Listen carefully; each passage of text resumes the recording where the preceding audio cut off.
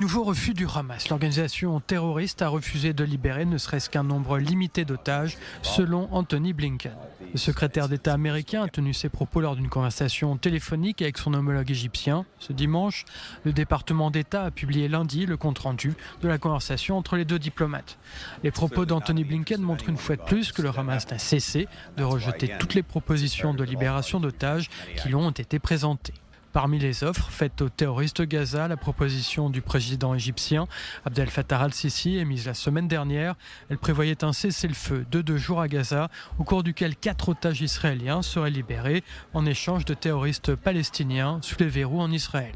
La semaine dernière, un haut responsable du Hamas a de nouveau insisté sur le fait que tout accord devait inclure un retrait militaire complet d'Israël de la bande de Gaza. Une autre proposition de cessez-le-feu temporaire, elle présentée par Doha la semaine dernière, n'a pas encore reçu de réponse de la part du Hamas.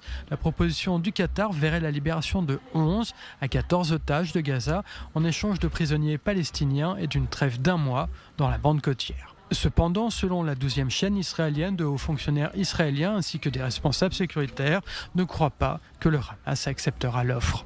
La position intransigeante du Hamas aurait conduit des négociateurs israéliens à demander au Premier ministre Benjamin Netanyahou de faire preuve de plus de souplesse dans les négociations, sinon un accord resterait inaccessible. Alors que les médiateurs s'efforcent de ramener le Hamas à la table des négociations, la chaîne 12 affirme que le Premier ministre examinerait une nouvelle proposition et qu'il aurait chargé les négociateurs de la présenter aux médiateurs.